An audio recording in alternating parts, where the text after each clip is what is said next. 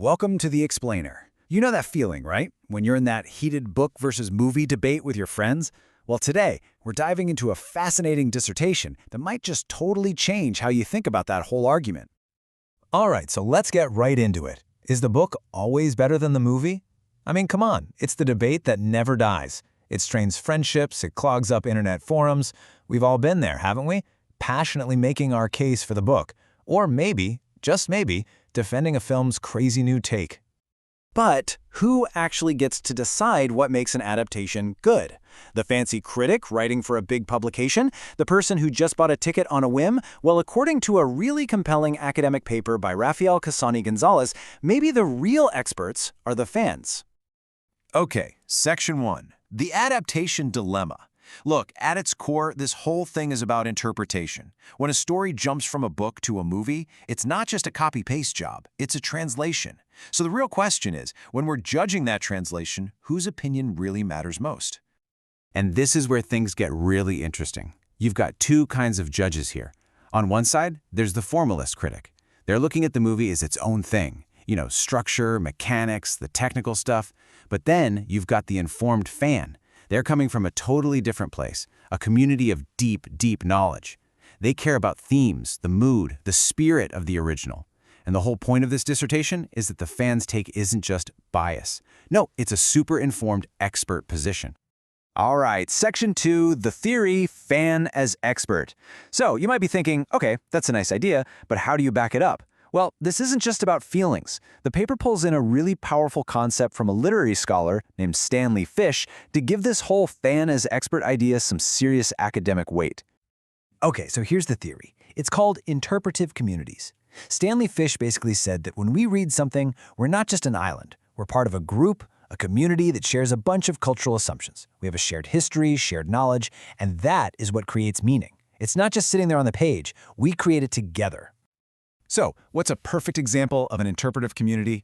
You guessed it, a fandom. I mean, think about it. The deep lore, the inside jokes, that shared passion, it's the definition of what Fish was talking about. This group has a collective knowledge that completely changes how they see and judge a new movie or show. And what's so cool is that the author, Rafael Casani-Gonzalez, is totally upfront about this. He says, look, I'm speaking from inside the Lovecraft cult following. He's not pretending to be some disconnected objective critic. He's owning his fan knowledge and using it as a sharp analytical tool to look at film adaptations of H.P. Lovecraft, who, by the way, is famously difficult to adapt. Okay, Section 3, case study, Dagon's Dread. So, theory is great, but how does this work in the real world? Let's check out the first case study. It's a look at Lovecraft's 1919 short story Dagon versus a 2010 animated film version. But before we get into the nitty-gritty of the film, we got to understand a crucial rule here, which comes from the Lovecraft scholar S.T. Joshi.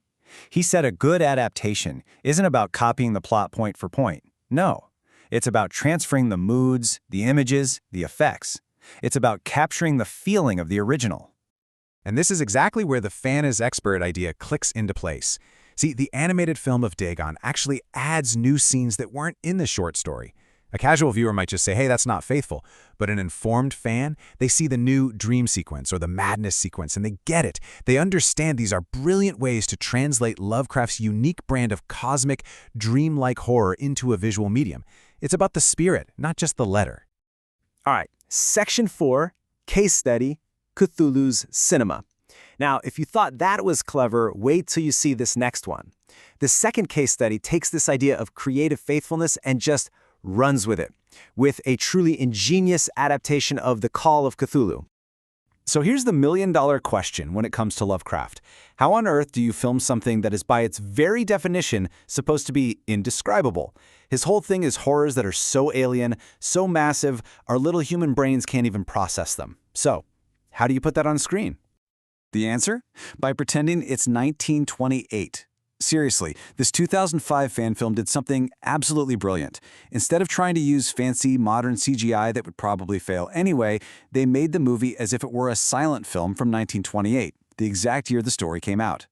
And this wasn't just some gimmick. It was a genius move.